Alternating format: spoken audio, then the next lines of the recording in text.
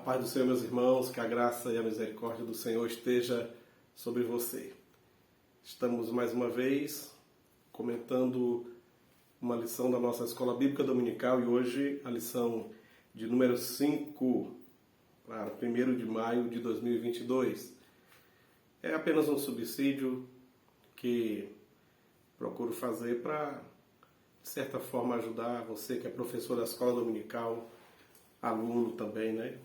Você que gosta da Escola Bíblica Dominical nas Assembleias de Deus, nós usamos a revista Lições Bíblicas e nós estamos neste trimestre com o tema Os Valores do Reino de Deus, a relevância do Sermão do Monte para a Igreja de Cristo. Bom, a lição de hoje, muito importante, pois trata do casamento. O assunto é: o casamento é para sempre. O casamento é para sempre. Diz o textuário desta lição: assim não são mais dois, mas uma só carne, portanto, o que Deus ajuntou não separe o homem. Mateus 19:6. A nossa verdade prática diz assim: a vontade de Deus para o casamento é que ele seja vitalício. Na continuidade do Sermão do Monte, Jesus condena o adultério.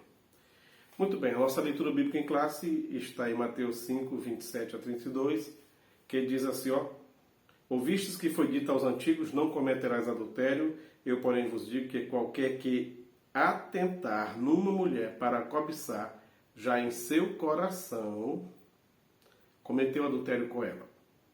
Portanto, se o teu olho direito te escandalizar, arranca-o e atira para longe de ti, pois te é melhor que se perca um dos teus membros do que todo o teu corpo seja lançado no inferno. E se a tua mão direita te escandalizar, corta e atira para longe de ti, porque te é melhor que um dos teus membros se perca do que todo o teu corpo seja lançado no inferno. Versículo 31. Também foi dito: qualquer que deixar sua mulher, que lhe dê carta de desquite. Eu, porém, vos digo que qualquer que repudiar sua mulher, a não ser por causa de prostituição, faz que ela cometa adultério, e qualquer que casar com a repudiada comete adultério. Aí você pode dizer, vixe, e agora? Falando aqui como nordestino, e agora? Como é que vamos fazer com tanta gente que está divorciada? Realmente é um problema sério. E no que se diz respeito à família, tem sido uma epidemia, uma doença, esse tal de divórcio. Pela misericórdia de Deus, sou casado há mais de 30 anos. Nunca tive outro casamento além do que eu estou vivendo agora. E louvo a Deus pela minha esposa e meus 3 filhos. Me sinto realizado e feliz em poder ser um homem casado, ser um pai de família e estar vivendo dentro do padrão que Deus estabeleceu. E desejo que você, que é recém-casado, também possa viver por muitos e muitos anos até que a morte os separe. Bom, o assunto da lição aqui diz que o casamento é para sempre. Será mesmo? É claro, estamos usando esse tema como uma forma de dizer que o casamento deve permanecer frente ao divórcio. Porque nada que é permanente, diz mesmo o hino da nossa harpa cristã, e tudo tem que terminar. Só que só tem que terminar em caso da morte de um dos cônjuges. Ou dos dois ao mesmo tempo, como acontece em caso de acidente. Certo? Mas a não ser por isso, o casamento tem que ser para sempre. Enquanto estiverem vivendo os dois nesta terra, o casamento tem que continuar. Bom, na nossa introdução diz que no Sermão do Monte, em que Jesus evidencia a justiça e o caráter do discípulo, acima da postura dos escribas e fariseus, a preservação do casamento foi muito bem destacada. Aí alguém pode até questionar assim. Alguém me questionou, na verdade. Por que Jesus então não foi casado? Por que Jesus não se casou? A pessoa, na sua ignorância, faz uma pergunta dessa, né? Bom, respondi para aquela pessoa. Se Jesus tivesse casado, sabendo que ele iria ser crucificado, ressuscitaria ao 3º dia e depois teria que voltar para o céu de onde ele veio, ficaria difícil agora a situação de confrontar a palavra, a própria palavra que ele pregou, falando para o homem permanecer no seu casamento. Então, como é que Jesus se casaria? Teria uma esposa, depois voltaria para o céu e essa esposa ficaria aqui. Pelo contrário, ele estaria até dando motivos para as pessoas se separarem. Dizer, mas Jesus também se separou, certo? Então, Jesus não veio para casar-se, ele não veio para constituir família. A família que Jesus veio para constituir é uma família espiritual. A noiva de Cristo é a igreja, certo? E por essa ele deu a sua vida. Então, Jesus não veio para viver como um homem qualquer neste mundo. Ele veio para ser um diferencial e para salvar a humanidade. Então, no projeto de Deus para Jesus como Redentor da humanidade, não incluía casamento, certo? E Jesus cumpriu tudo direitinho. Muito bem, ainda na introdução da lição, na continuidade do ensino, Jesus expressa que tudo começa no coração. Aí é que está. O coração é o cerne de tudo.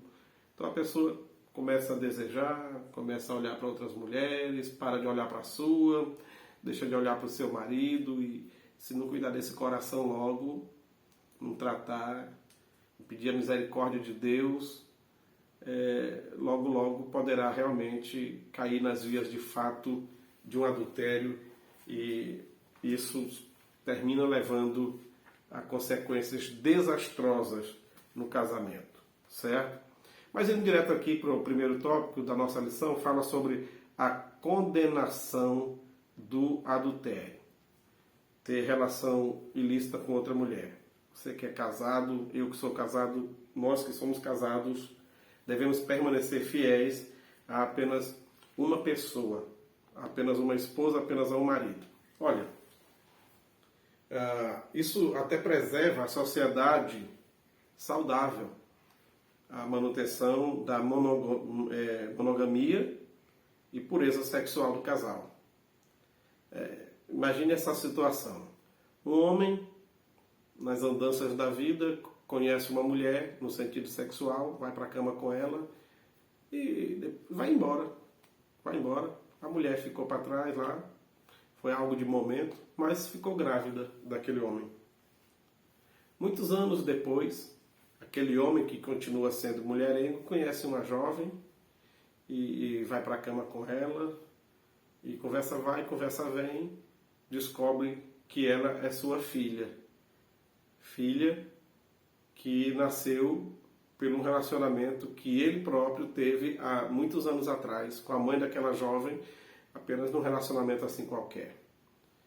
Isso aqui é uma história apenas que estou contando aqui como ilustração. Mas você acha que isso não já aconteceu em algum lugar do mundo? Até mesmo de irmão e irmãs se conhecerem, ir para a cama e depois saber que a moça é irmã dele, que ele não sabia porque a mãe teve outros homens, o pai teve outras mulheres e de repente os dois são irmãos e está nessa confusão toda. Isso polui, isso macula a sociedade. Por isso, permanecer fiel no seu casamento evita que situações como essas aconteçam. E cada vez que a sociedade vai sendo maculada por causa do pecado do homem, consequências desastrosas acontecem. E por isso que diz o profeta Jeremias, do que se queixa o homem? Queixe-se de si mesmo dos seus pecados, certo? Bom, mas voltando aqui para a nossa lição, ainda no primeiro tópico, no segundo subtópico diz assim, a posição de Jesus quanto ao adultério. A lei dizia assim, não adulterarás. Então, para quem cumpria a lei, embora pensasse, se visse com outra pessoa na cama, a lei não estaria sendo quebrada. Agora Jesus vem e diz assim, se você pelo menos se vê, se imaginar com aquela outra pessoa, né, se cobiçar no teu coração, só que na tua mente, tudo, embora não vá às vias de fato, não vá para a cama, não vá transar com aquela pessoa, porém diante de Deus já está anotado como adultério. E aí? Jesus, ele não anulou a lei, mas ele veio mostrar que o seu ensino vai mais além do que está na letra. Não é só o que está na letra, tem que estar guardado aqui no coração, a pureza, tem que estar na vida, tem que estar nas atitudes, não apenas na prática mas também nos pensamentos, coração pura, mente sã, a mente de Cristo. O cristão tem que ter. Louvado seja Deus. Muito bem. Então Cristo vai ao cerne da questão e fala de um coração profano e contaminado, capaz de olhar cobiçosamente para uma mulher. Certo? Devemos ter cuidado com aquilo onde nós estamos fixando os nossos olhos. No terceiro subtópico fala sobre os males do adultério. Fala aqui que o adultério sempre é prejudicial para a estrutura familiar. Sempre é prejudicial. Sempre. Não tem esse negócio de dizer, não, foi apenas para apimentar o relacionamento. Não é apenas um swing, como tem acontecido aí em alguns lugares, de troca de casal, vários casais vai para um lugar e ali o marido fica com outra mulher casada, a mulher uma fica com a dele, outro homem fica com a e tal. Isso, o mundo está dessa forma, daí para pior. Mas no meio do povo de Deus tem que haver santidade no relacionamento, santidade no casamento e compromisso um com o outro até que a morte os separe, certo? Bom, seguindo a lição, o segundo tópico nos diz que o que rege o coração regerá o corpo. Olha só. O que rege o coração regerá o corpo. É claro que coração aqui não é apenas o membro que bate aí, o órgão que bate aí no seu peito. Coração aqui está falando do centro da vida, do teu ser por completo, do seu sentimento, das emoções do ser humano. Então, o que rege esse ser humano, tudo, seu pensamento, suas vontades, é o que vai reger o seu corpo. Porque, como já se diz, né? Aquilo que muito a gente pensa, logo, logo a gente vai estar falando. Aquilo que a gente pensa e fala, logo, logo vai se estar praticando. Aquilo que a gente pensa, fala e pratica, se não cuidar, vira hábito. E depois que vira hábito, aí a pessoa não sente mais remorso, não sente mais vergonha, não sente mais medo, fica mergulhado no pecado, não tem mais o temor de Deus. E, infelizmente, pessoas vivem assim e ainda acham que são cristãos, quando na verdade estão caminhando a passos largos para o inferno. É triste. Bom, mas um cristão que tem o coração transformado tem um viver totalmente diferente, visto que seu coração é regido pela palavra de Deus, conforme diz Colossenses 3:16. Certo? Muito bem. Passando para o tópico final, o terceiro tópico, que fala-nos da insolubilidade do casamento. Diz que o casamento, na perspectiva bíblica, é diferente da perspectiva mundana. Veja só, sabemos que o casamento é o mais fundamental de todas as instituições sociais. O casamento. A sociedade só começou a existir, seres humanos na Terra, a partir de um casamento. Certo? E esse foi o projeto de Deus. Mas as pessoas não têm filho fora do casamento? Tem, mas esta não é a vontade de Deus. Embora seja permissão, porque Deus é Senhor de tudo, mas não quer dizer que Ele está de acordo com isso. Tá? Então o casamento, para Deus, continua sendo monogâmico, certo? E até que a morte separe. E por falar em monogamia, você pode dizer, mas por que Jacó tinha 4 mulheres? Porque Davi tinha várias mulheres. Tá, e onde é que tem na Bíblia Deus dizendo que concordava com isso? Que Deus foi a favor de Jacó ter 4 mulheres? Onde é que tem na Bíblia dizendo que Deus foi a favor que Davi tivesse várias mulheres? Deus fez um homem para a mulher e uma mulher para o homem, e esse foi o projeto inicial de Deus, a ideia de Deus, o plano de Deus. Agora, os homens procuraram muitas invenções. Isso já foi invenção humana. E você sabe, quando olha pela Bíblia, que filhos de uma mãe, e mesmo sendo irmãos, brigavam com o filho da outra e tal. Havia sempre essa disputa. Então, não é legal, não é saudável, o correto mesmo é um homem, uma mulher e seus filhos. Esse é o projeto ideal de Deus. Observe que o dilúvio aconteceu, a destruição do mundo pelas águas do dilúvio, porque no tempo de Noé as pessoas acasalavam-se e davam-se em acasalamento. Casavam-se e davam-se em casamento, mas a palavra casa, que é onde se mora, a família mora, casa, casal, casar, casamento, acasalamento, Tem todos a mesma raiz, mesma origem. Então, quando diz que o povo casava, se dava em casamento, era no sentido sexual. Porque o casar não era ir ao cartório, não era lavrar uma certidão. O que dizia que alguém estava casado era o ato sexual. O momento em que eles entravam para a tenda ou para a casinha lá, ou para o quarto, e a família ficava fora, cantando, comendo e tudo, sabia que eles estavam acasalando. Naquele momento é que o casamento, de fato e de direito, está sendo consumado. E até mesmo aqui nas nossas leis brasileiras, o juiz pode fazer o casamento, ou o padre, ou o pastor. Mas se não houver a conjunção carnal, o casamento pode ser, não é nem divórcio que se chama, é cancelado. Vamos dizer que deu 15 dias, 16 dias, 20 dias, não aconteceu o ato sexual e o casal está saudável, ele e ela, mas um não quis fazer sexo de jeito nenhum, pois a parte que se sente ofendida pode ir diante das autoridades e dizer, olha, não aconteceu, a gente não fez sexo, a gente não acasalou, não houve acasalamento. Então, não houve consumação do casamento, certo? Então, quando diz que o povo morreu pelo dilúvio, porque acasalavam, se davam sem acasalamento, era por isso. Transava com um, diante de Deus casou. Pouco tempo depois, fazia sexo com outro, diante de Deus já divorciou daquele e casou com aquele outro. 3 meses depois, já largava aquele, já acasalava com outro, diante de Deus já foi um novo casamento, outro divórcio. E como Deus abomina o divórcio, cada vez que a pessoa acasalava, se dava em acasalamento, outro divórcio acontecia, outro divórcio acontecia, outro divórcio acontecia. E Deus foi se irritando e foi se enchendo por causa dessa pecaminosidade. Os dias atuais estão bem piores que os dias de Noé. As pessoas continuam acasalando-se, dando-se em acasalamento, nos cabarés da vida, nas esquinas, nos motéis e de tudo que é forma. A promiscuidade tremenda. E aí vem a ira de Deus sobre a humanidade, o homem vai colhendo os frutos do seu pecado, porque o projeto de Deus foi casamento, família, a partir da união de um homem e uma mulher, debaixo da bênção de Deus e da graça de Deus. O sexo, Deus fez para ser desfrutado pelo casal no casamento. Solteiro que pratica sexo, tá?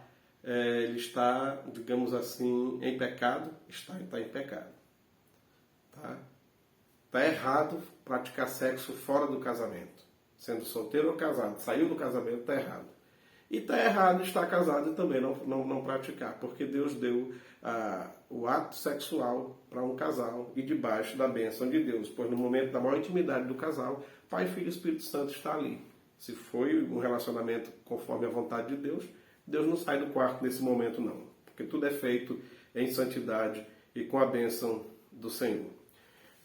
Uma vez alguém me disse assim, uma pessoa não crente, mas pastor, não dá pra mim esse negócio de ter só uma mulher não, eu sou casado, mas eu não sou ferrolho, entendeu? Ferrolho é que fica num lugar só, pra mim não dá certo, não, sempre tenho que ter outras mulheres. O problema é que, e se a mulher dele pensa do mesmo jeito? E se a mulher pensa do mesmo jeito? Ele vai concordar? Dificilmente. Outra coisa, homem de verdade, cabra macho de verdade, como se diz aqui no Nordeste, não é aquele que tem muitas mulheres, não. Porque se a pessoa tem uma mulher esse fim de semana, no próximo fim de semana tem outra, no outro fim de semana já tem outra, depois tem outra. Olha, meu amado, o que é novo sempre é excitante, a novidade é sempre excitante, é sempre emocionante, mexe com o coração, com as emoções, com o físico, com os hormônios. Então, que cabra macho é esse? Homem de verdade é um homem que é homem de uma mulher só, até que a morte o separe. Esse é homem de verdade. É aquele que tem apenas uma mulher e passa 10 anos, 15 anos, 30 anos, 20, 50 anos casado e permanece sendo homem para ela. E ela mulher para ele. Entendeu? Esse é homem de verdade. Certo? Então é isso aí. O casamento é para sempre. Enquanto os dois viverem, enquanto a morte não os separar, o casamento tem que permanecer e a sua dissolução só em caso de adultério, de um pular cerca. Porém, se mesmo assim quiser perdoar e seguir em frente, Deus sara, Deus conserta casamentos, Deus conserta famílias. Eu tenho visto isso. Ao longo desses meus quase 25 anos de ministério pastoral, tenho visto isso acontecer em muitos lugares por onde já tenho passado e com muitas famílias que trabalhei. E se você, a tua família, o teu casamento, você acha que está por um fio, Deus conserta, Deus muda, Deus transforma. Não desista do teu casamento, tá? Preserve o amor, preserve o carinho, a dedicação. Recomece de novo. Faça um juramento, faça aí uma renovação de votos e comece tudo de novo, como se fosse um novo homem, uma nova mulher, e deixa para trás o passado, o que passou, passou. O interessante é seguir em frente, e de forma que Deus esteja sempre junto no teu casamento. Que Deus abençoe a todos e uma boa aula em nome de Jesus. Muito obrigado pelo carinho.